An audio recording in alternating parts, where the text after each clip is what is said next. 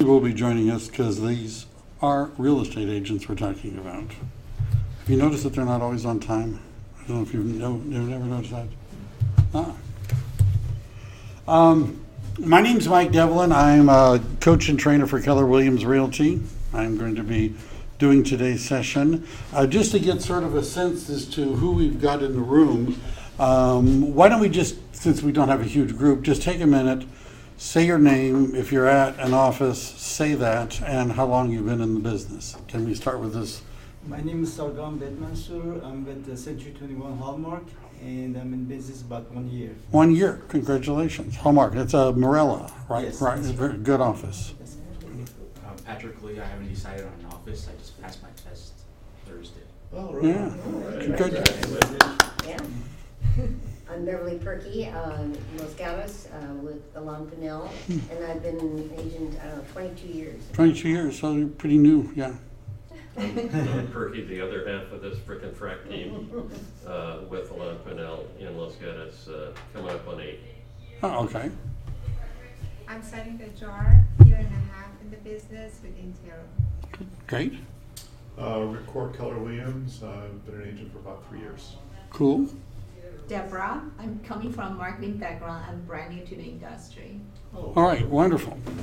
So, a little bit about my background. I've been at Keller Williams since 2011 as a coach and trainer. Before that, I spent 20 years at what was the largest Century 21 group, Century 21 Alpha in Silicon Valley. And 5 years before that, I was the director of training for Century 21 for Northern California and Northern Nevada. And when you add all that up, I know it seems hard to believe, given my youthful appearance, that but I started it when I was 9, I think. That's at least that's my story, and I'm sticking to it. So everybody got a copy of the handout? Are we here to learn how to make money? How about that? Is that a good idea? Oops. And what we're going to do is go to the first real page. Can everybody see what's on the screen? Oops. And this is part of a series that we call the 6-Figure Plus Income Program. And the goal, as a beginning goal, because for some people this is just a beginning goal, is to net $100,000 in the next 12 months. Does that sound like hi, how you doing? There's a sign-in sheet at the back, a handout. And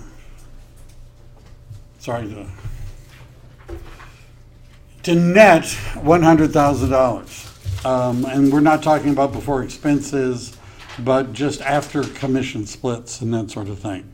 So it's good for us to begin with an end in the mind. In other words, how many of you would say you have an income goal for real estate? You know how much money you'd like to make? Oh, great, I know who to call on. Would anybody be interested in sharing it? Do you think we'll be shocked? No. Boy, this is a lively group. So let's start. What would be, somebody give me a number. How about 200,000? How about 200,000? All right. There we go. I knew somebody would. So what would be, so this is like a little worksheet for you to go through, because we're going to start with the number of transactions, and then over the series we're going to figure out where are they going to come from. So what would be a average commission per transaction? We're not talking about gross, but net to you. Do you have an idea what that? 15,000. So if we were to take 20,000 and divide that by 15, oops, and how about that 200,000? I'm starting off smoothly. By 15,000, then we're going to need 13 transactions. How about that? I'm doing this with the wrong. Divided by 13 transactions. Well, can we round up to 14? Sure. All right. So that would give us a gross income goal. So if this doesn't require a lot of high arithmetic, but if you know what your income goal and you can divide it by your average commission per transaction, it's more difficult for people at Keller Williams to do this because we have a system called capping. And what capping means is that after the office in this market center has received $30,000, the rest is 100%. So if our average gross commission were $20,000, we typically pay a 70% split, but after $30,000 has been paid in company dollars, the agent jumps to 100%. So it's about $103,000 would result in capping. So at $200,000, you would have had $97,000 at 100%, right? But whatever if you have a fixed commission amount percentage, we need to come up with a number. Is everybody with? How many of you already know in your head the number of transactions you'd like to do in the next 12 months? Because we could, without having to do math. Do you have an idea? No? Five. That's five. Five, depending on the price range, would put you over 100,000. So is it important that we have a sphere of influence and work it? These are statistics from the Home Buyer and Seller Seminar survey. It began with an S, but I was just a little bit off. Done by the National Association of Realtors for 2014. And what they found is that 40% of buyers found their agent through referral from a friend or family member. 40% were referred. 12% had used the agent before to buy or sell a house. Now, I know if you're new, you're thinking, well, that's not going to help me, but we'll focus on the 40%. 2/3 of recent buyers interviewed one agent before they found the one they wanted to work with. And for sellers, it's a little bit less. 38% of the sellers found their agents through referral by friends or family, but 22% had used the agent previously. What's interesting about the 22% statistic is that when they surveyed people that bought homes and asked them, would you use your agent again? It was close to 80% said yes, right? So it was like 78% or something like that said we would use our agent again, and 22% did. Why that big difference between the 78% who said they would use their agent and the 22% who actually did? Anybody have an idea? Because they lost touch with their agent. They lost touch with their agent. Do agents not keep in touch with past clients and customers? That seems hard to believe. Isn't that hard to believe? Sometimes the last time they heard from their agent was at the closing. The last time they saw their agent, they were driving out of the title company parking lot and the agent was waving to them in the rearview mirror. Isn't that what happens? Right? And the agent has moved 3 times. They've never called them again. They've lost their contact information. The dynamics of an expanding sphere of influence. So we're going to talk about this is just an example of what we could be looking at. If you were to know or come to know 100 people, and these are people that would let you know of others who want to buy or sell property, and the average person knows way more than 20 people. I mean, how many Facebook friends does the average person have? I know those aren't real friends, but let's say the average person knows 20 people, and 20 times 100 would be 2,000 people in your sphere of influence on your first level and second level. If people move every 15 years, and that, by the way, is conservative, it's usually less than 10, but it sort of varies on the area, doesn't it? You know, if you're in Saratoga, you don't move as often as you do if you buy a condo. But let's say 15 years. So that would mean that out of that 2,000 people, every year, 1/15 of them would be buying or selling real estate. That's 133 potential transactions. If we are assuming these are not expensive homes and that you're on a terrible commission plan, then you're getting $10,000, that would be $20,000 potential for each transaction, right? Because each transaction would be a buyer and a seller. Isn't that right? Have you ever had somebody sell their home that wanted to buy a home and they used you as the agent? If you haven't had that happen, that's what we're looking for. So $20,000 times 133 transactions is 2.6 more than that million in potential income. If you got 10% of that, well, that would be 266,000. If you got 5%, right? If you weren't good at this, and 95% of the people wouldn't end up working with you, that would still be 133,000 in income. So where are you now? If you were to reflect on, and there's a little place for you to write in your numbers if you have numbers. If you were to reflect, how many people are in your database now? One of the, how many people do you have? And so there's an example. Let's say you are doing this and you have 200 people in your database. Then the next question would be, how many transactions has that database generated for you in the past 12 months? Let's say 12, right? 200 people and you got 12 transactions. If you had a goal of getting a 10% return on that group, that would be 20 transactions. That's C. What D shows, The Millionaire Real Estate Agent, which was a book written in 2004 by Gary Keller and others. And it was written by interviewing 160 millionaire real estate agents. And one of the things they found is not only were these people good at follow-up, but they were getting 2 transactions for every 12 people that were in their database. Right? Every 12 people they had in their database, they were getting 2 transactions on an annual basis. If you were able to match that ratio, which means you'd be really good at this, that would be 33 transactions. So if you had a 10% return, it would be 20. If you're getting the 12 to 2% return, it would be, so you divide by 6 and you'll come up with that number. So the reality of the goal would be 8, and the reality of the compared to the millionaire real estate agents would be 11. So does what I'm suggesting that you do, and some of you may know these numbers right now, that would be great. How many people do you have in your database?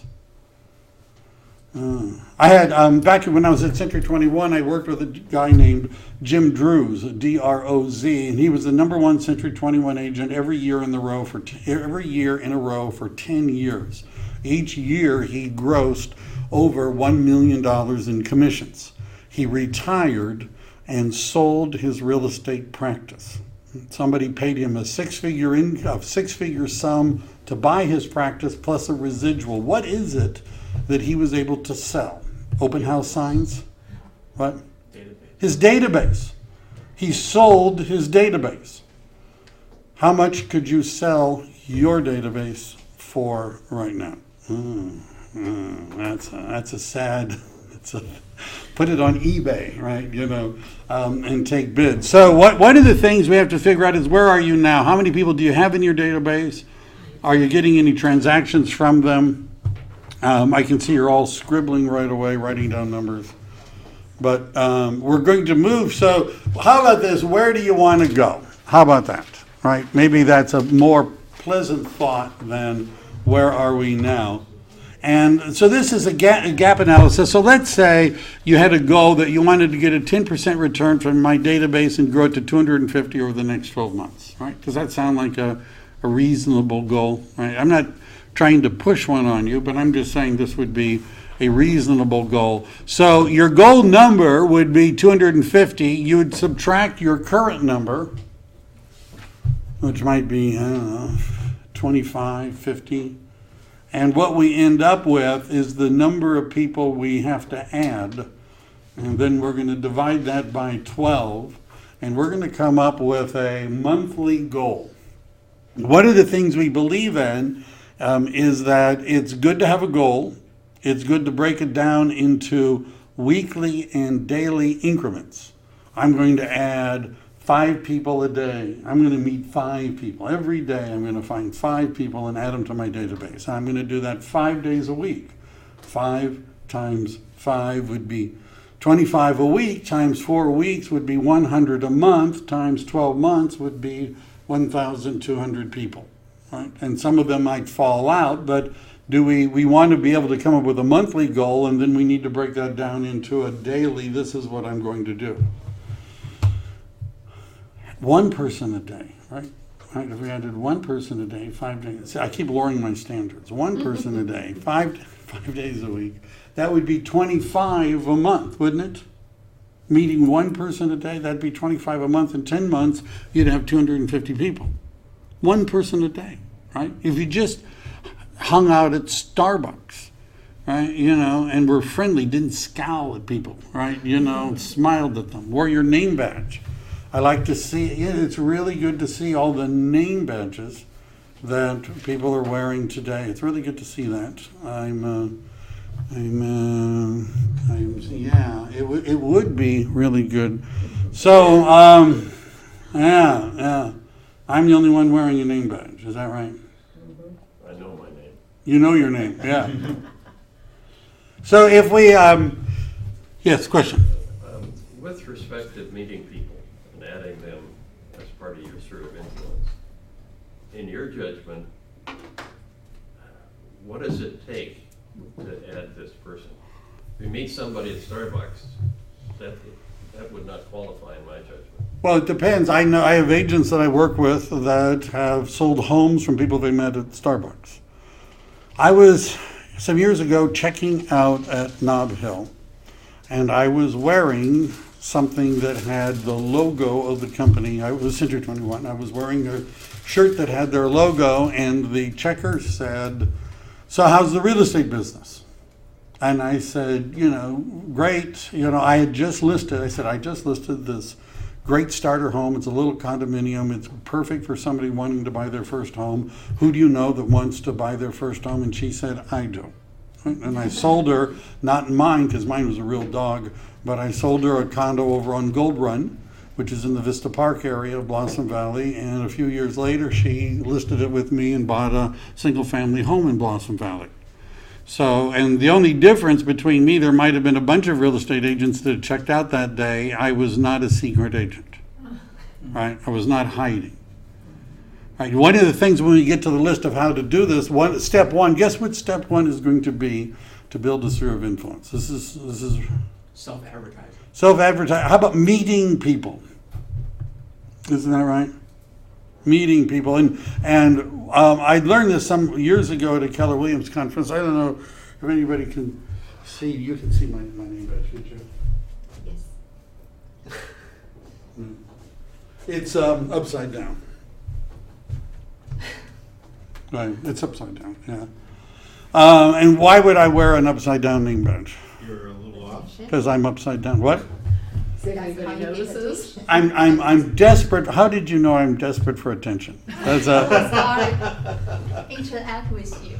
So do you think somebody might say, hey, your name badge is upside down? Right, so we're talking. Hi, come on in. There's a handout in the back. So what we are going to want to do is to not be a secret agent. We have to meet people, right? That's going to be our first step. We're going to have to meet people. We'll talk about how to do this. The 4 laws of a database, by the way, just the way this session is going to work, we're also going to have a session on Thursday morning at 10 o'clock. And we have something called Power Hours, Tuesdays and Friday, and there's a schedule. You're invited to come to all of them. On Thursday, we're going to talk about the database. But the 4 laws of a database are you need to organize and build a database. And next week, we're going to talk more about what that looks like, but you need to feed it every day and then communicate with it. Notice it says the 33 touch. We're going to talk about what that system looks like and then do something with the leads. What do we mean by sphere of influence? What do we mean by that? Does anybody have a definition of sphere of influence?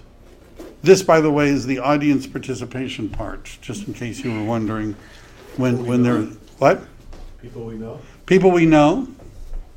How do we know? How well do we need to know them? First name. First name.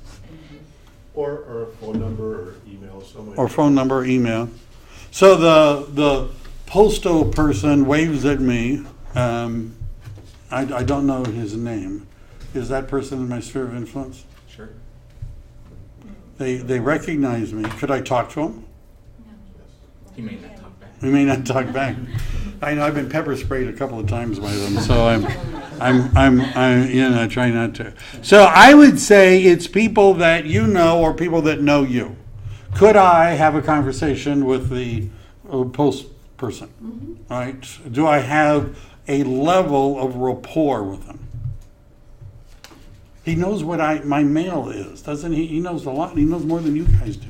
So I would say it is everyone we know. We should start with family. All of your relatives, even if they're out of town or out of state, what good are they if they're... I got relatives in Florida. What good are they to me? They have friends in California. They have friends in California. My relatives aren't that friendly, but yeah, that's possible. Any other... Referral?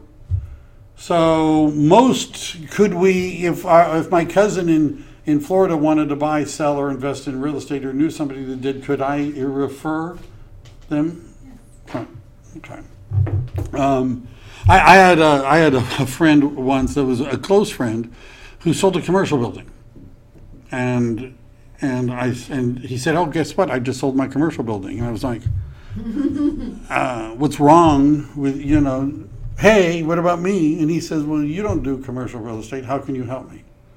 So I said, all right, what business am I in? And he said, you sell homes. Oh, let's be a little more general. What business am I in? Real estate. Aha. Could I have referred that to somebody? Right? So wherever they are, friends, acquaintances, neighbors, home builders, subcontractors, school teachers, coaches. We're going to go into another list a little bit later, but just to get an idea, grocer, butcher, baker, home delivery, druggist, plumber, auto dealer, physician, dentist, employees. And then some of you, if you're young, may not be familiar with this, but there is this book called The Yellow Pages, right? I don't know if you Google search, you can see images of what it looks like. And if you're wondering what the Yellow Pages sort of would look like today, it sort of looks like Yelp, only they printed it out, right? It's like if you hit print screen when you're looking at Yelp. So if it's possible to take out a Yellow Pages or go through a list of who does what, we're going to take a look at this and ask yourself, who do I know? And write down the names. Sports, hobbies, business, organizations, public activities, anything else you can think of. Now, if you're computer literate, you might have a database. Right? The database could be an Excel spreadsheet. It could be software. Can anybody name software that real estate agents buy that is used to follow up with customers, clients? Realty Juggler, $99. Realty Juggler, nice little program. Any others? Contactually, very good program. Contactually is a very good program. It actually will read your Gmail, integrate with it and MailChimp and a bunch of others, Aweber and a bunch of others. A very good program. Any others? Agent marketing. I don't know that. Boy, I don't know that one. There's a bunch of them. There's Top Producer, right? Market Leader. That's one that Keller Williams and actually Century 21, I think, uses a Market Leader product. There's Top Producer. There's Isaac. There's a bunch of them, aren't there? So if you're computer literate, you ought to get one, right? You ought to buy one. Could we use 3x5 cards? Some of us are. We used to have, I said this once in a class, that we used to sell real estate without computers, right? And some people, and one young lady said, what about the MLS? Right? That's what, how can you, what was the MLS? I remember what the MLS was like before. It was a book, right? They used to drop off books every week. Yeah, really, yeah. And there were pictures of homes and things like that. We had 3x5 cards. The idea is, could you have a 250 contact database on 3x5 cards? Yeah. Could you make it work? You need something, right? We're going to talk about the database next week, but one of the things you're going to have to commit to is getting everybody together and putting them in some sort of a system, whether it's a notepad, an Excel spreadsheet, a program that's designed for real estate. So who do you know and who can you meet? In Keller Williams, these are called Keller-isms, by the way. We refer to the world as METS and haven't METS. METS are people that you've met. And the people that you've met, you want to prospect and market to them and put them in your database. Haven't METs are people that we'll be talking about them. These are target groups. What would be an example of a haven't met yet target group? Farm. A farm, right? So it could be a geographic area, it could be a demographic group, right? We're going to cultivate a given area. What would be another group that we could market to? Kids soccer team. Kids soccer teams. So it could be from that's somewhat of a, have we met the people, the kids on the soccer team? Maybe not. Maybe not. So do we have kids on the soccer team, or are we doing something weird? Okay, good. I just wanted to make sure. All right, I've been told to stop hanging around the soccer teams at the. But haven't met. The reason that is it possible to make a career just out of the people that you know? Yes. It's possible, right? In The Millionaire Real Estate Agent, one of the people that was interviewed by Gary Keller and his staff was a local person from Century 21, not either of ours, but from Century 21, Christina Martinez. Yes, Christina Martinez Silva.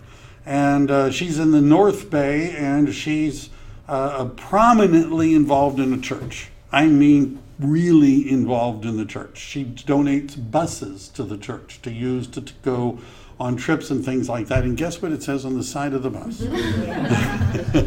Donated by Christina Martinez, and she netted $1 million in commissions, and it was virtually all referral business. It's possible. All right, Jim Drews, who outsold Christina Martinez, was a farming agent. Right, so we're going to need to. Yes, question. Just so difficult to know where to draw the line prospecting to people that you know on charity organization, clubs, school with your kids, soccer teams. You just, I don't know. I find it difficult in, being in a charity organization and then prospecting for my business. I don't know how to get over that. Well, one way, so how could we get, the question was, for those of you that are not here, I talk to people that are not here. And this, by the way, has anyone else had that feeling? Sure. All right. I think most of us have had that feeling. So what could we do? What would be some suggestions? What could we do so we weren't being... Talking to them, asking what they do, and then they'll automatically ask you back what you do. That's a great idea. If I ask somebody, what do you do? Tell me about yourself. And they go on about their insurance. What are they likely to do? It's called it's reciprocity, isn't it? When we've listened to them long enough, don't they sort of have a moral obligation to ask us a question and listen to us? That's a great way to do it. Ask them what they do. You get in a conversation with someone, and you link it to what you're doing. And I'm a realtor, and it's hot today. I'm going to be passing out flyers, or I'm holding an open house tomorrow. I'll have to turn up the air conditioning. Just some kind of segue. So that part I can do. It's the follow-up part and getting them on my database and start feeding them every month with information and having this feeling, oh my God, I'm, spamming these people with all of these. They don't ask for, that's the struggle part. Do you have trouble getting their email? I mean, for example, for the charity organizations and for school, I already have them because I'm on the database for that, but you're a step ahead of the game. Yeah, well, it's not considered to be politically correct to take the database from schools, charitable organizations, and just use it. Exactly. Right, but then does the charitable organization allow advertising in any publications that they have? Not this one. So it may, first of all, do we have to prospect for business everywhere we go and everything we do? You can come in. What? Sphere of influence? Yes. There's some sign-in sheets and handouts over here in the corner. I know that's the seat everybody wants when they come in later. It's the one right in the corner. But then that's where all the stuff is. So now you're like, oh, I don't know, this was a good choice because everybody's going to be bugging me. I'm gonna answer your question, no, but you should. No, but you should. One of the things that I found is, and I'm not wearing it today, but wearing something that falls under the general category of career apparel. There are some seats up here. That spitting problem I used to have is pretty much gone away. Or I'm not afraid of you. that's this lady behind her. So she's relatively friendly. So I don't know about everyone here. But.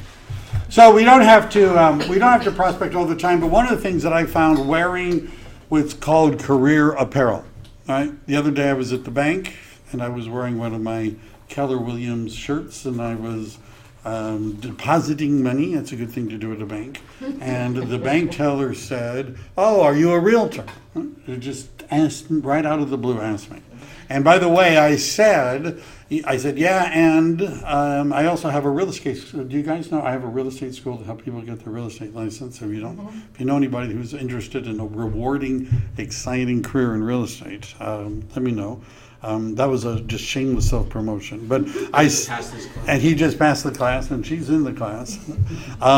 So I said, and I have a real estate school, and the other teller perked up and turned around, and both of them wanted my contact information. So if we wear something, Century 21 is a relatively well-known name. Alain Pinnell, I've heard that name before. In Tarot, there's what office are you with? Silicon Valley Associates. Silicon Valley Associates. All right, that's a Better Homes and Gardens? Was at one time. I'm not sure. Not sure, okay. Do you want to admit which office you're with? Bayview. Bayview, okay. So, but the idea is that if we're wearing something that identifies us as being in the real estate business, is there a likelihood that people will start conversations with us? Yes. All right. And we've done the first step, right? We've made it easier for people to meet us. So let's look at this. What page am I on? How about 5? And we're going to be talking about, we talked about METS and haven't METS. I think I actually have some, I'm required to use PowerPoint slides. That's not really true, but I'm going to anyhow. So we have the general public, target groups, your contacts, and allied resources. We're going to look at those. This is very similar to that diagram. And the blue represents the people we have not met and the people that we have met. And the idea is to move people from the outer circle. Notice I said that one of the first steps in haven't mets are to identify them. Are they in a geographic area I'm interested in working? Are they a demographic group I'm interested in? Do they share hobbies and other things? And then once we can target them, we will have met them, and then they'll become a contact.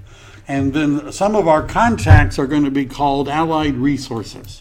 Sometimes we refer to them as advanced advocates. And we have these different campaigns that we're going to talk about. One is called the 8x8, and the other one is called the 33 Touch, which is what we want to put our contacts on. 12 Direct is a campaign that we would be using for a target group. And generalized prospecting and marketing is what we would be doing with the people that are just members of the general public. And we'll talk about that slide a little bit later. Core advocates, we're on a one-on-one, 8x8 and 33 touch, as I mentioned, are in that other group. And as we move out from there, we want to moving people into the inner circle. A millionaire real estate agent's overall strategy is to continually generate leads and move people into their inner circles. Does that sound like a fair statement? If you're in real estate, what is the number one thing that real estate agents can do to make money? And how about this? It's lead generation. Is that right? Is that right? It's the business. You're in the business of generating leads. So this is just a little more on the idea, and then we're going to get into some specific things to do. Have it METS could be the general public or a target group.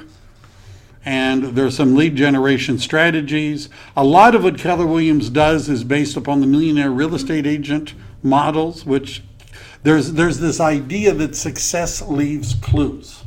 And if you'd like to know how to make $1 million selling real estate, why not start by talking to 160 people that are making $1 million and seeing if there's any commonalities. And not only does success leave clues, but I guess so does failure. Isn't that true? And METS, network groups, individuals know that because you've met them either in person or by phone, they might do business with you. Allied resources are a very select subgroup, individuals who you expect to do business with or to receive business from.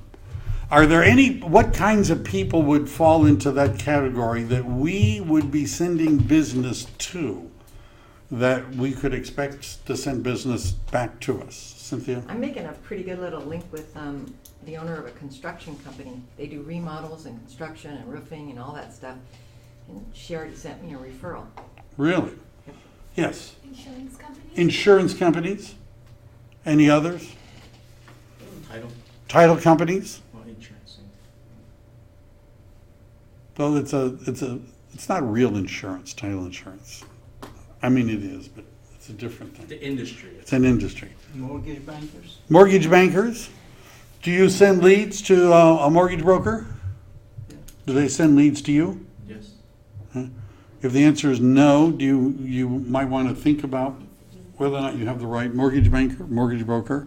Who else? Home inspector. Home inspectors? Interior designer. Interior designers? Financial planners? Probate lawyers? Subcontractor. Divorce attorneys. Huh? See, that's potentially one sale and two purchases, isn't it? That's right. But the reality is, it's one sale and one purchase, right? You have to think about that for a little bit. So, could part of our strategy be to find who would want a referral from a real estate agent, right? Who would fall into that category, and maybe they could send us referral. Advocates and core advocates. Advocates are people you've done business with in the past and will do business in the future. And they'll actively bring people to you. And core advocates, these are the people that might bring up your name even if they weren't talking about real estate, right? Generally, they're people that owe you money, but I'm just kidding. But so we're going to concentrate on talking about the MET group today, and so this is a more robust diagram of that. Let me see. Do I have a? Sure. How about this? So, feeding your database every day, a closer look at your METS. You have an inner circle, and then outside that, we have a large group, and this is not a bad, list. And some of these circles are hidden by social media. Can we find friends of friends? Is there any way to find friends of friends? Mm-hmm. It's called Facebook, isn't that right? And so we're going to talk about how to move, how to discuss, how to talk about business to our immediate circle, how to look for referrals. We're going to go through some scripts. So there's this next section said your sphere is bigger than you think. And How many of you have less than 50 people in your database? 50 to 100? Right? 100 to 200? 200 to 5? Wow. More than 5? Just this would take, how am I doing on time? This is just a list. If you could sit down and think of who is not in your database that falls into these groups. And if you're just in the beginning of developing a database, we're going to start wanting to write out their names.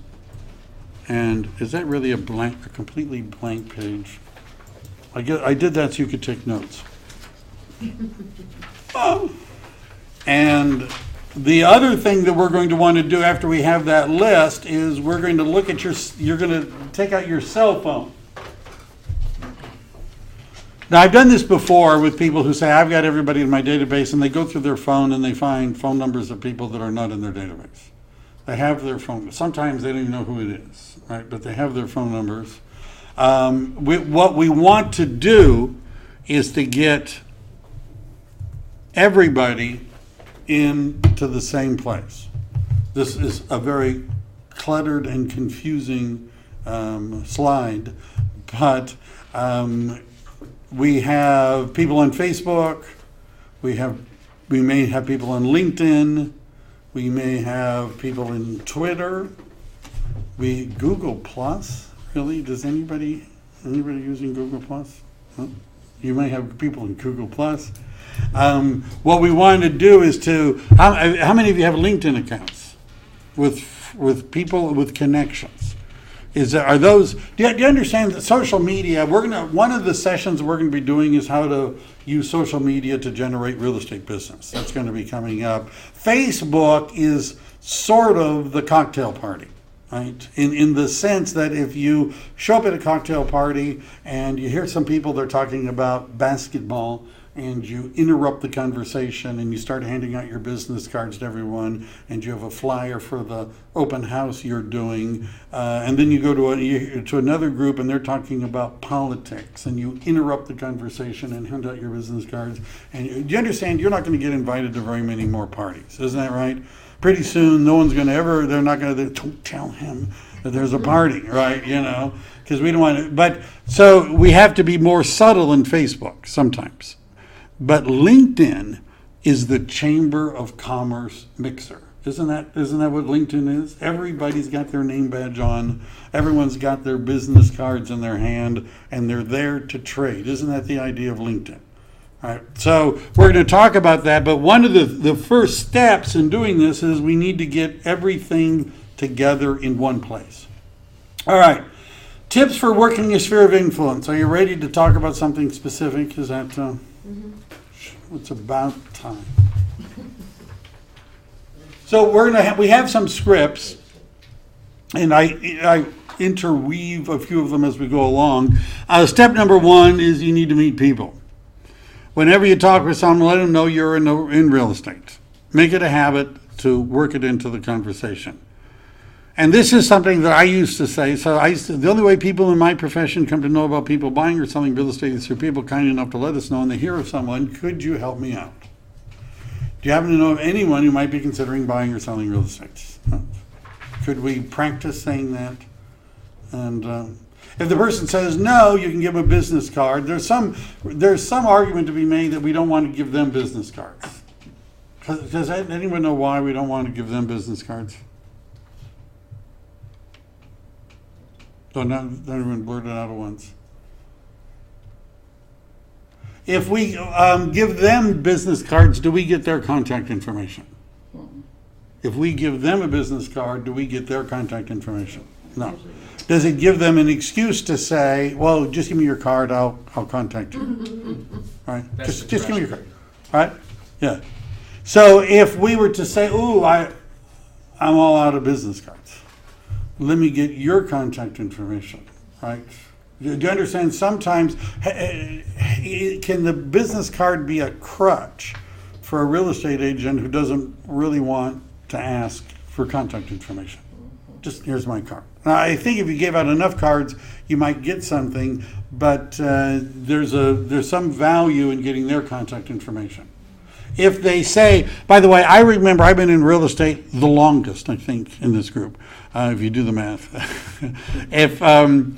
I remember the first time I gave, I don't know, maybe I got 1983. Do I win been in real estate the longest? See, everyone else is too young to have started in 83. Are you ahead of me on that? No, I don't know. So I remember giving somebody a business card and having them give it back to me and say, write your website on it. Because websites were not that common. All right, I had one, but I already had a stack of business cards and I didn't want to reprint them. I also remember the first time I started to ask somebody for their contact information, and they said, I'm on Facebook. Okay? I'm on Facebook. So if we know their name and we know what they look like, might we find them on Facebook? I hired an agent. It was a few years ago. I hired a real estate agent, and I never spoke to her on the phone until I never sent her an email. I did not. She's a real estate agent, so I could have found her phone number and email.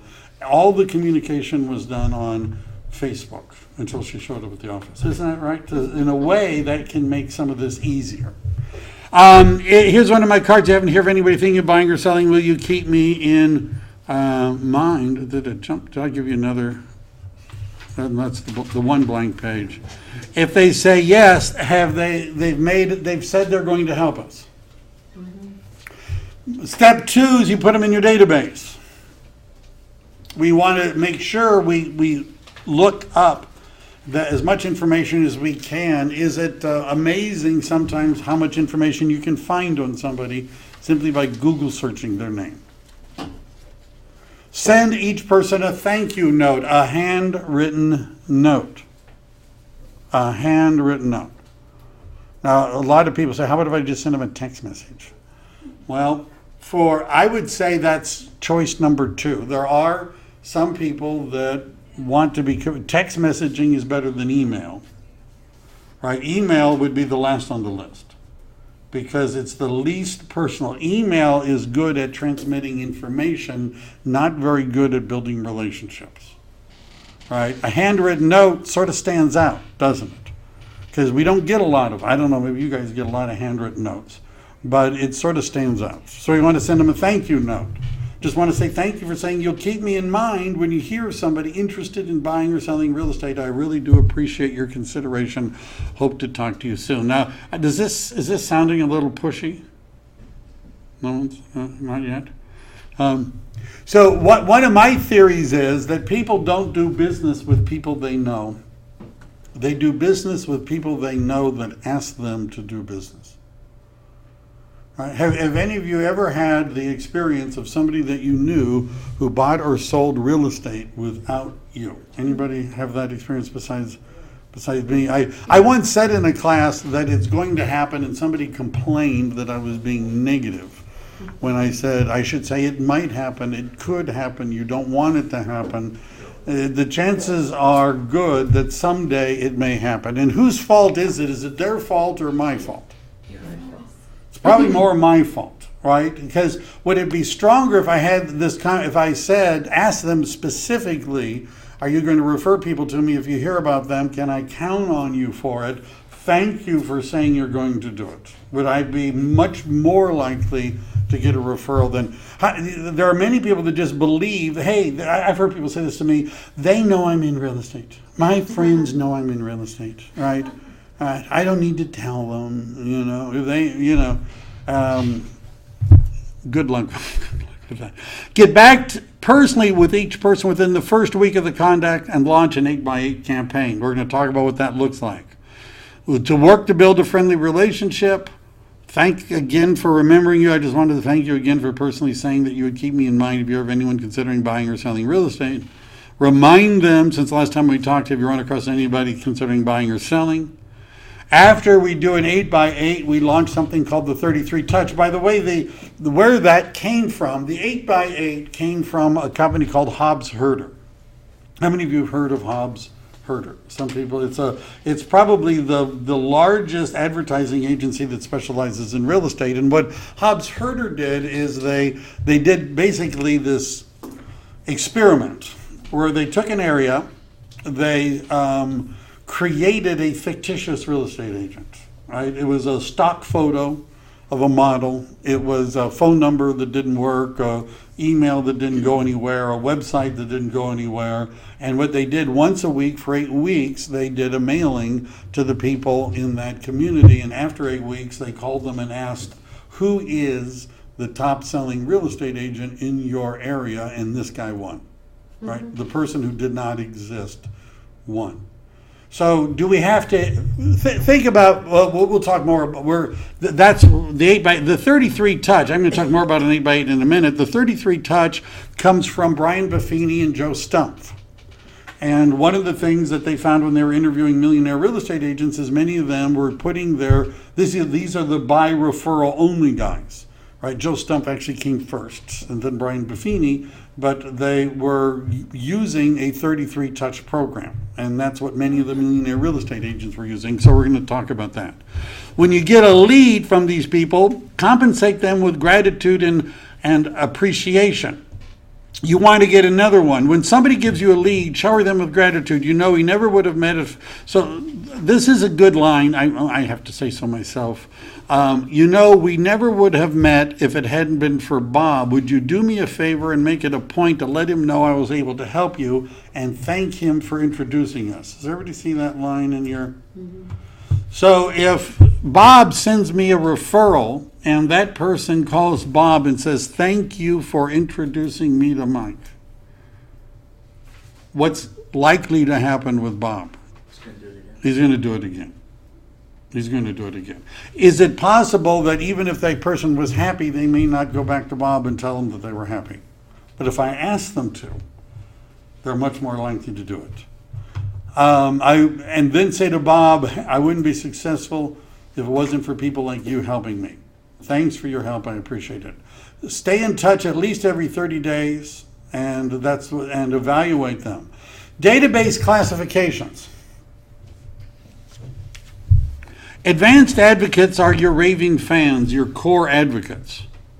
Now, do you understand the numbers don't have to be huge? If you found 10 people that would refer 2 people a year to you, could you live on that? You have to cut back a little maybe, but right? You could live on that. And you found 30 people that would refer 1 person a year to you.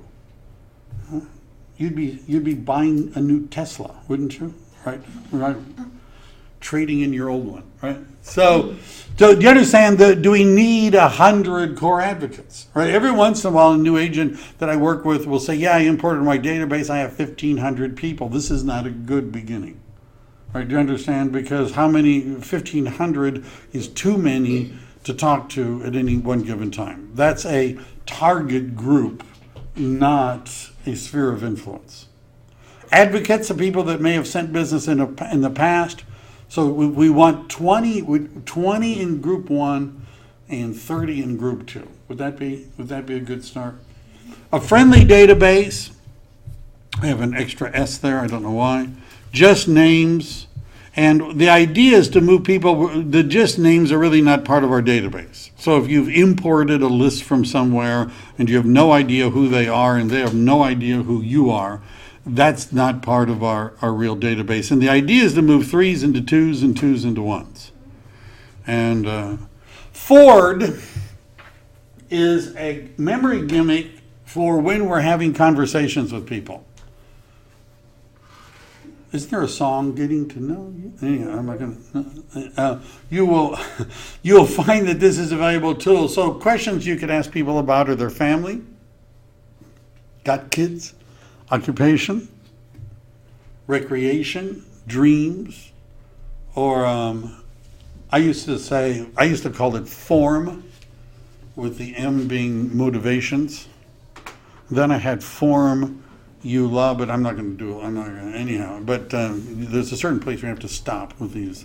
But dreams or motivations, you can do form if you don't like Ford. Just some questions. If you won the lottery, what would you do? Tell me about your family. What is your occupation?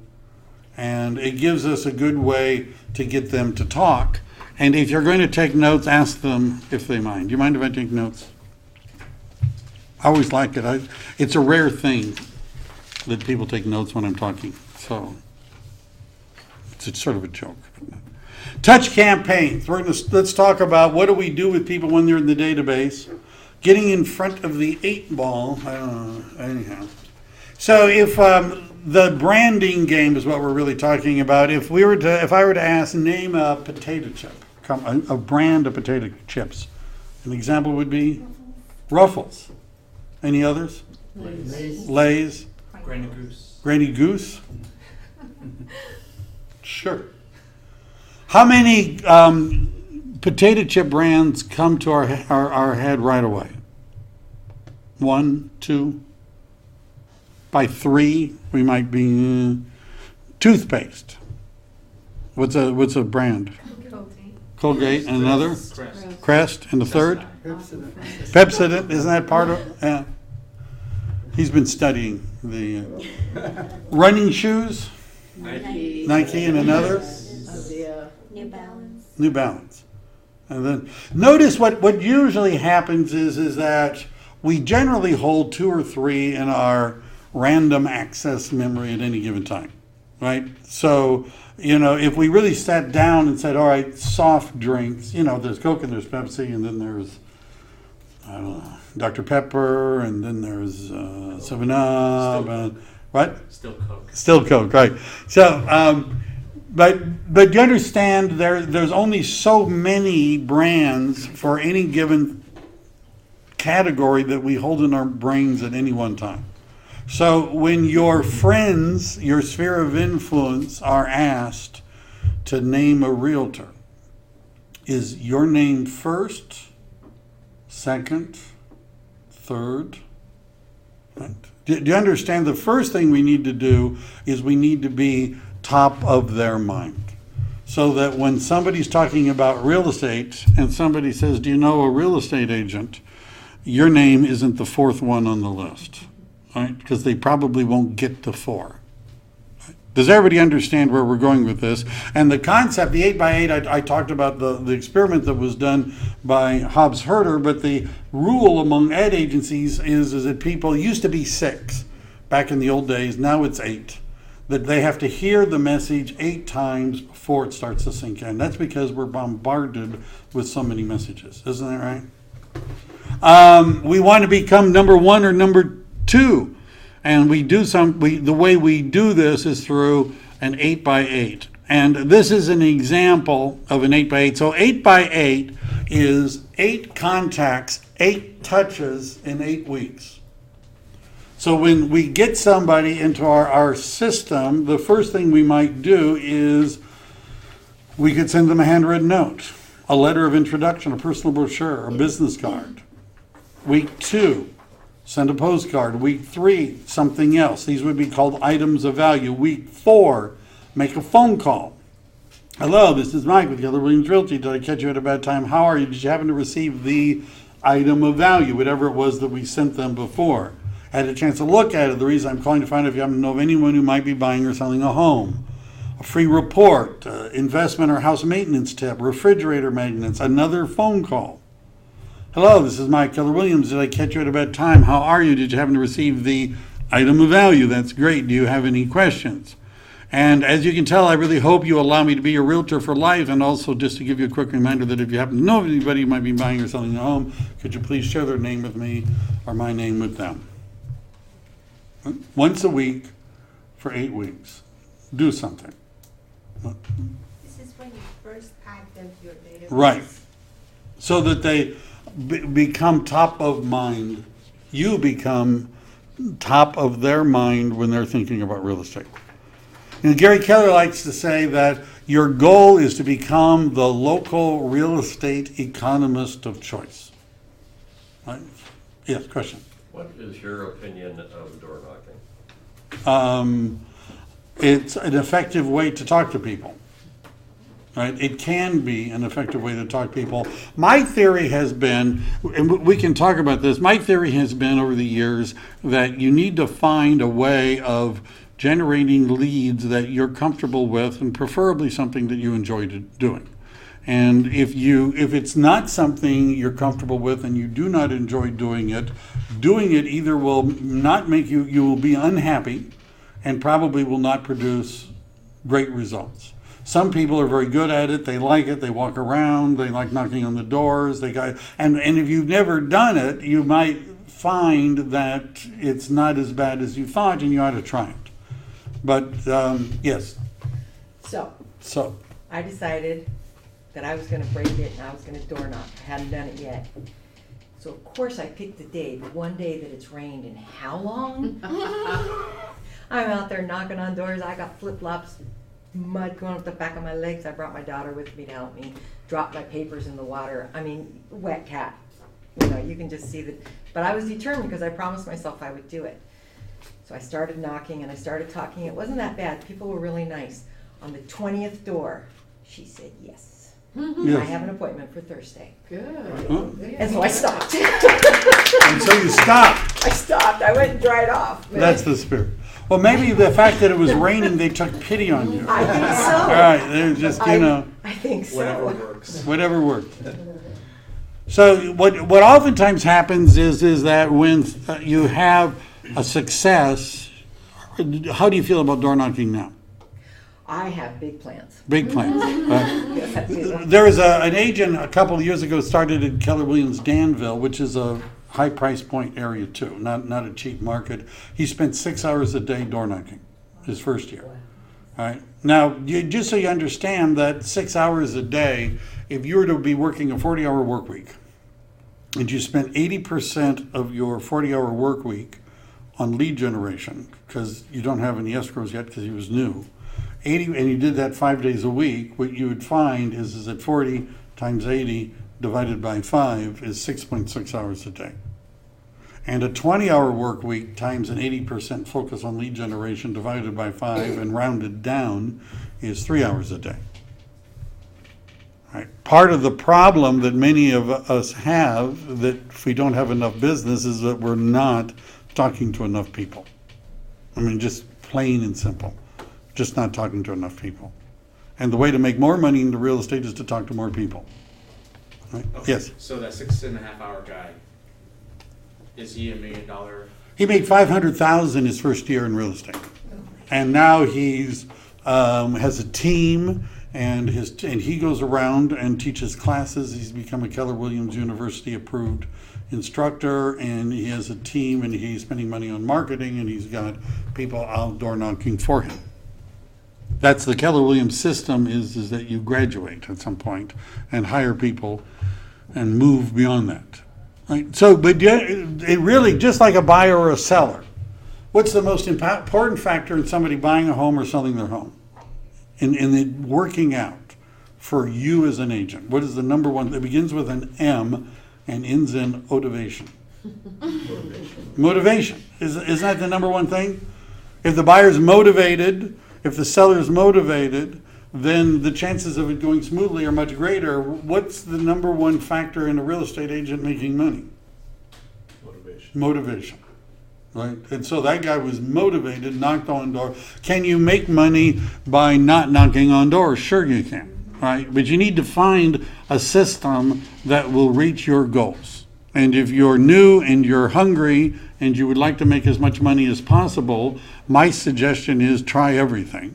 Because it may work better than you thought it would. It may not be as bad as you expected it to be, and you might make some money. All right.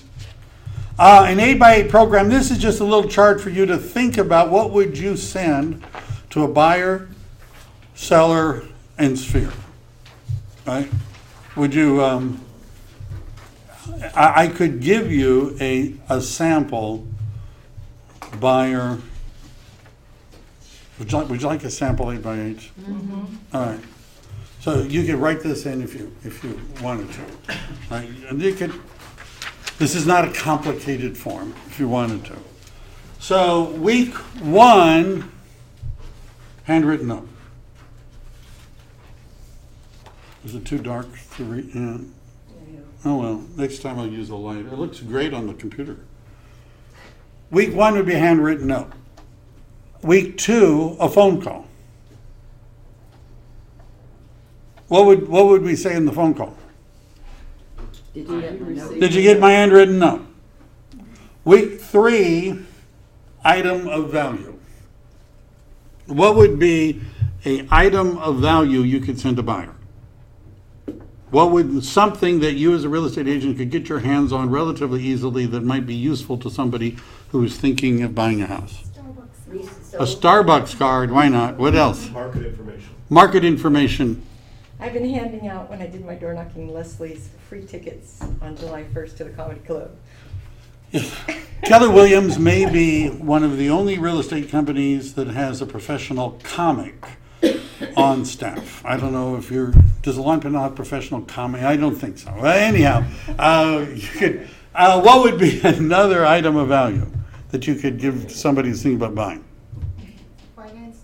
Financing information. Are there things people could do to get ready if they're thinking about buying a house? Is there information about what's happening on the mortgage rates and interest rates and things like that? All right, so that was number 3, was an item of value. Number 4, week 4, phone call. What are we going to say on the phone call? Did you get my item? Did you get my item of value? How about that? Week 5, another item of value for a buyer. And we could go through the list again. Tips about buying a home, things to improve your credit score, what to look for in neighborhoods, right? Week 6, a phone call. What's the script going to be for that phone call? Did you get my item of value? 7, another, yes, question. As you know, Buffini has things that he calls item of value that are emailable. But I think for the most part, a lot of email gets... Right. I am not talking, this list is, I'm not talking about email. All right. Now, what I've learned is that potential buyers, sometimes that may be what you've got. Because we don't always know where they live. But potential sellers, we know where they live. So if you have their address, I would mail it. Because email is not good at creating relationships. But for the buyers, the ones you meet at open houses, all you have is email. Right. Have you asked them for their address? No. If you said, I have some information I'd like to mail you, can I get your address? It's possible. Some people may say no, but is it possible? If all we have is email, then we have to email, but if we can get their mailing address, mail works better. Right, it just does, yes. So I've always thought that when you sign that guest book, it was their lead generation. Not Yes. They wanted to follow up with you to see if you were available for this house. I always was reluctant to give my information. Right. Because as the buyer, I don't want to be bothered with that person. Right. Like, how do you overcome? Because I've had a woman like literally follow me in the house, all over the house with that book. Right. And I'm like, get away from me. Right. What you do is you make up a name. Right. Fred Flintstone. 408. Right. You know the phone number for Dial a Prayer. And if you have a friend that you want to harass, you give them their email. So my theory, well, we're not going to, open houses is something, my theory about an open house, the goal of an open house is not to collect names and phone numbers and email addresses. I know this may sound heresy, but that is not the goal of an open house. What is the goal of an open house? Anybody? If that, other than, you can contradict me and say it's to collect data. What is the goal of the open house? Sell a house and get another listing. To sell a house and get another listing. How often do you sell the house to somebody at an open house? Almost never. I did once, but that's over a long time. Get another listing, perhaps. But what would be another goal of an open house? An appointment for a buyer. To get an appointment for a buyer consultation. So at that point, is there any reason why somebody should tell you their name and their phone number and their email? They know what you're going to do with it, right? You understand? You're going to spam them. You're going to call them, right? You know, yes. I I've been using that to my advantage. I've done like 2 open houses, and people are smiling and seem appreciative. I say, well, have agents been calling you, bugging you, whatever? And they're like, yeah. And I give them my card and I said, well, just tell them I'm your agent. They won't bother you again. I go away. So And it works. That's great. People, what you want to do is to build rapport with people and set an appointment to meet with them. Has anybody ever shared with you a strategy for getting the best deal when buying a home in a market like we're in now? Has anyone ever shared that strategy with you? No. Well, why don't we do that? I would love to have a chance to meet with you. When would be weekdays or weekends better for you? Morning, afternoon, evening, which would work better? Tuesday or right? Do you understand now that we have an appointment? Is it logical for them to tell us their name? I mean, you're putting it in the appointment book. Can I get your phone number just in case something comes up and I have to reach you? And I'm going to send you some information in advance. Can I get your email? And do you currently rent or do you own? Would that be a reasonable question to ask somebody? All right. Let me get your current address, and I'm going to mail you a little home buyer book that I have. Too big to email. All right. How about that? So what I think we're on. Did we leave with an item of value? Is that number 7? Guess what number 8 is? A phone call. So we have handwritten note, phone call, item of value, call, item of value, call. Did I do that right? Handwritten note, phone call, item of value, phone call, item of value, phone call, item of value. And by the way, my week 8 would be. Do you want to know what a seller one might look like? Handwritten note, phone call, item of value, phone call, item of value, phone call, item of value. Want to hear one no extra charge. Want to hear what one for the sphere of influence might look like? Yes, please. How about a handwritten note and a phone call and an item of value and a phone call and now, would it be good for you to plan in advance what these item of values might be? And have them already prepared and organized so you're not, because if I don't have it ready, is there a chance that I'm just not going to do it? I'm just, I got too much to do. Yes. So when I first signed up for my test, I got flyers from every single company that wanted me to go and come work with you guys and blah, blah, blah. And so is there a company that will do that for you? Like once a week, they were going to send you, from Bank of America, they're going to send you. Yes, is we there actually. a service that will do that for you? Yes, yes, there are. Absolutely, quite a few of them.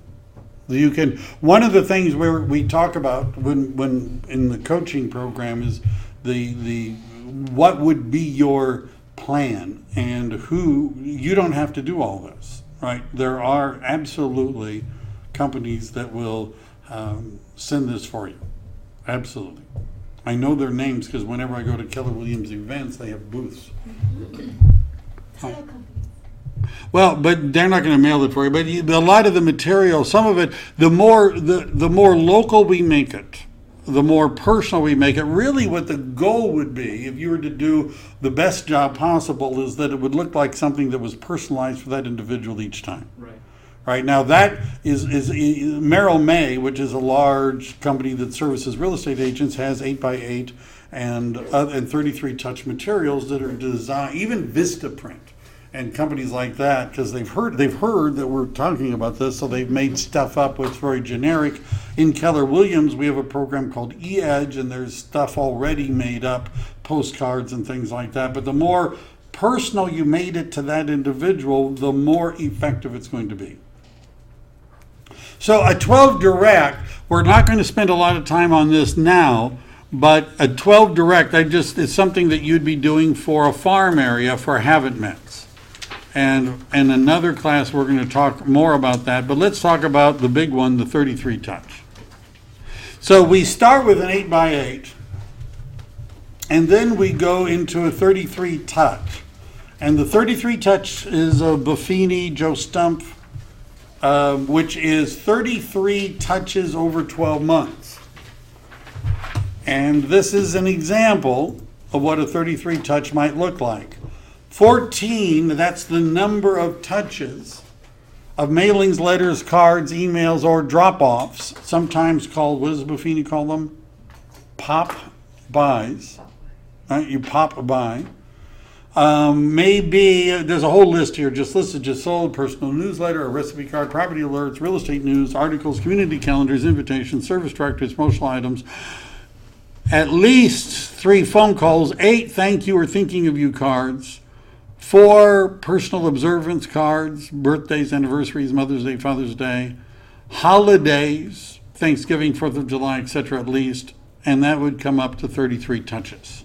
That's just an example. Right? Just an example. And so there's just a little form that takes up a couple of pages that would be, my suggestion again is that you sit down and decide what are you going to do and when you're going to do it. Now the Keller Williams system uses a market leader program called E-Edge, which some other companies have. And by the way, you could buy it if you went to Market Leader and took out your credit card. They would sell it to you. It's a top producer, realty juggler type. And there's some ways of creating custom 33 touch campaigns. So at the very bottom, I add another example of of sort of what a schedule might look like. Something you do at the first of the month, something on the 15th of the month. So there's 2 a month, that's 24. And then this one had 5 holiday cards. You can sort of figure out what it is, and 3 phone calls and 2 birthday cards, and we've added up to 33. Right. Almost famous. Personal branding. Use your picture, and for somebody like me, it should not look like my high school graduation photo. Have you ever seen real estate agents where, there's this, it looks like a teenager with a tuxedo and a little bow tie, and when you meet them, they were born in 1946, right? And you're like looking at who's this, right? They should be able to recognize you. Do you have a slogan or logo? Do you have a value proposition, a tagline? Hard at work. Mine used to be hard at work in your neighborhood, but then I stopped because it sounded like I might be a burglar or something. So I really wasn't sure about that. Everything I touch turns to sold. How about that? Does that sound? You're welcome to steal that one. Licensed to sell. How about that? That's another. But are there some? Would it be good to have a tagline or a value proposition? Right, that you could share with people. You could have your own logo. Keller Williams allows agents to have their own logos. Most companies do, right? You can have your own logo made. A story, volunteer work, wear a name tag, personal website. What other things could you do for branding? Notice there's some little spots there at the bottom. Again, audience participant. Anything else you could do for branding? Yeah. Just go ahead. Go ahead. Celebrity, maybe have your video media channel. Making videos. YouTube. Blogs. Mine was kind of crazy, but I actually met someone that I'm going to be getting this listing even before I passed my test, but at the BMW dealership. And I was looking at the i3, and I was asking him whether or not I could wrap that thing with my advertisement. Yes. And I'm going to be leasing that car and selling his house. Car signs. So we do need to talk after the class. Yes. Car signs. Photograph only if you're not prone to road rage. Yeah, well. Then people really remember you. You have to come from contribution with everyone, right? Don't cut people off. All right. So, what else? Scripts. So one of the things I wanted to give you is some samples. Some of you have already, there's a new to real estate script. There's a remind people you're in real estate. Because some of us, well, they may not remember. Notice the wording of this one. There's a couple I just wanted to talk about. Hello, this is Mike. This is a business call. Why would we start off a conversation with that line? We'll get into the Warriors or something else. So that we'll be focused on business. What else? Why else might we do that? Could it seem insincere if we started off, hey, how you doing? How's the family? How was your vacation? Oh, that's wonderful. That's great. Oh, by the way, and then we launch into a business conversation, right? Would it be more effective to just say this is a business call and just say, oh, all right. Less waste of your time and theirs. Less waste of your time and theirs. If they want to chat, can we say, I'm at work now and I'll be happy to call you back this afternoon? Would that be, if you had a real job, like a real job, would they expect you to tell people I'm at work now and I can't talk and call them at lunch or so? Is that what they would expect at a real job? Right? We could pretend that we have a real job, right, called real estate, and call them back. That's not a real job? It's not always. It can be. Do you have a moment? First of all, I'd like to apologize for not staying in touch. I've been very busy growing my real estate business and working with great clients like you. I wanted to share with you that I have a personal goal to help. And you put in a number that's not space, number space. It's, what can I? So a blank number of families to get into the home of their dreams this year. Does that sound better than saying I want to make $200,000 and buy a new car? Does that sound a little bit better? As you already know, I'll do whatever it takes to help people. May I count on you to help me reach my goal? Right? May I count on you to help me reach my goal? Great. So I want to ask who you might know from work, neighborhood, or group you belong to is interested in buying or selling real estate. Can you think of anyone right now? And then there's a referral one. Now, this one on generating referrals. So let me just, there's some, you can cut and paste these together if you want, but hi, this is Mike, Keller Williams. How are you today? I am calling for a business reason to say hi or because we haven't spoken in a while to ask a favor. Have you got a minute? This year I've set a goal to help blank families buy or sell a home. As you probably know, referrals are the lifeline of my business. Let me ask you an honest question. Do you feel comfortable referring someone to me as a real estate agent? If they say no, cross them off the Christmas list, right? Just kidding. But is it possible that they might say no? I already know somebody. College buddies, a real estate agent. My sister is a real estate agent. My mother is a real estate agent, right? No. Is that at least good for us to know, right? No, I'm not going to. No, I never did like you very much. No, I'm never going to refer anybody. All right, great. So they're not in our active database anymore if they say no. Statistically, we know you'll run into 4 to 6 people like friends, neighbors, or coworkers who will be buying or selling a home in the next year. Will you send them my way?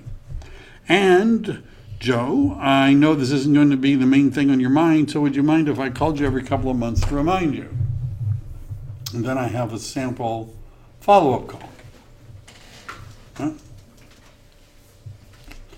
And when we get business from sales and pendings, one of the mistakes I've noticed is that a lot of times we don't ask for referrals until after the transaction is over. When is the best time to ask somebody for a referral? Well, if it's not after the transaction is over, it would be before the transaction is over. When are they the happiest? Before it's over. Before it's over. What part of the cycle are they the happiest at? Unless you have them Looking then. at houses. Well, Let's say you have a contract accepted. once the offer's been accepted, are they happy then? Are they happy now? Usually. They're usually happy now. Right, so I'll be calling you every week for two reasons. First, to make sure we're taking good care of you. That's very important to me. The second is ask for referrals. When you mention to others that you bought or sold a home, they will tell you their own moving plans. Is that true? If somebody buys a home, if they make an offer and the offer is accepted, what are they going to do when they go to work the next day? Tell everybody they just bought a house. Right? Isn't that the time when they're in the best position to refer somebody to you? That's the time.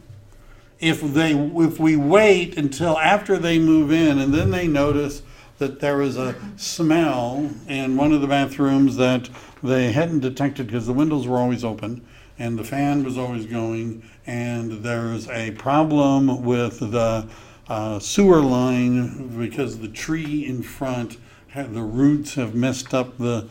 Is this when they're happy? No. Right, so that's when we want to ask them for a referral. Can I ask you an honest question? Would you feel comfortable referring others to me as a real estate agent? Would you send them my way? Are we more likely to get a referral if we ask for the referral and get a commitment from them to make the referral and follow up with that commitment? Right? We've just improved our odds. Another sphere of influence script. And another one if you're new to the business. We're not going to... And how did I miss that up? So we're going to be ending in just a couple of minutes. Is that all right? Is that okay? You sure? It should have said 101 ways to lead generate. I don't know what happened to the W, but I'm fixing it on mine. So what the idea would be to choose 3, at least as a place to start with. There are, people sometimes take this away and send me emails. What is that? And I'll answer at some point. But are there, one of the things I like to ask people about when they're getting started into real estate is, well, tell me about yourself. What do you like to do? And if they say, well, I like to jog, I like to run, I'm a runner. Can you meet people running? Right? Are there any running groups in the area? One of the agents I used to work with had a midlife crisis, I think. Sounded like it to me. She decided that in her 50s that she was going to run marathons. Right? Which... that wasn't my decision. Right? I mean, I wouldn't know. I haven't quite reached that age yet. But what? That's not funny. But so she started to run marathons, and in Los Gatos, they meet next to the high school like Saturday mornings, like at the crack of dawn, to run the creek back and forth. Right? This to me is a form of insanity. But she would meet people. She wore material that said that she was running the outfit, that said Century 21. That's where we were. And she would meet people that were other runners. Can you meet people being a marathon runner? Could you golfing? Right? There's an agent that I'm working with, and almost all of his business comes from luncheons and golfing. That's it. He likes to eat and he likes to play golf. And he did 14 transactions. All of them were listings in the last 12 months. 14 listings, 12 months, all from talking to people at lunch and golfing with them. Right? And when he needs to prospect harder, he has more lunches and plays more golf. What? How does he get the lunches? He just goes out and meets people and invites them to he actually works, his niche is estates, like probate lawyers and people like that. And so there's actually, I was fascinated to hear this, there's many different types of probate lawyers. There's probate lawyers that litigate and probate lawyers that specialize in this and that. And what he's actually done is formed this group of probate lawyers and also some contacts in the construction industry. And it's all he cares about are listings, and he has lunch and he goes golfing. Did you have Yeah, so I got the idea of open houses, and I've been, not open houses, garage sales. Garage sales. And I've been doing this because a garage sale indicates some sort of change. Maybe somebody grew up and moved out, maybe they're moving, you know, whatever. And I've been talking to people about, hey, why are you having a garage sale? And I actually have one house, it's a preacher going off to South America to help children. It's really cool. And so I bought something, donated some money, and I said, but, you know, what are you going to do with your house? And he gave my information to his church, whatever, leaders. And when they decide what they're going to do, he's told them to call me. They don't, you know, I mean, it's just a very warm contact, but it seems to be working. A lot of people are moving. They've already sold their house. It's a little too late, but I like garage sales anyway, so it's kind of fun. See, if you like garage sales anyway, then this isn't heavy lifting to go to them, Super right? easy. It's just that wearing a name badge. I always wear my name badge. Yeah, I know. Yeah, that's a good idea. Great idea. Right? Great idea. Right? I brought my son. My son is 3 years old now, but when I bring him out to Gymboree, he was only 1, and we end up talking with a lot of moms, and I could earn 5 deals from going to Gymboree. Going to Jamboree. One of the things about our market is when I do a business plan for agents, we work back. In many areas of the United States, they're talking about how many appointments do you need a week in order to reach a reasonable income goal. Right? Like in many parts of the United States that do $200,000 in income, you're talking about you need so many appointments every week. We're talking about how many appointments do you need a month. Right? Do you understand if you had one appointment a week, one buyer, one seller appointment a week, and you had 50, took 2 weeks off, 50 appointments a year, and you were reasonably good, reasonably competent, could you get half of those that would result in a transaction? 25 transactions. You'd be doing okay. Our average gross commission is about 20 grand. At 25 transactions, right? You'd be doing fine.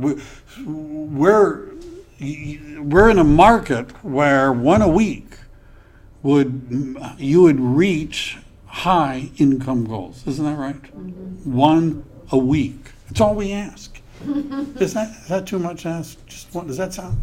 We're going to do our. All right. Would it be useful to have an accountability partner? Mm-hmm. How many of you have a coach? You're not sure. You're not sure. That's always nice. Thanks a bunch.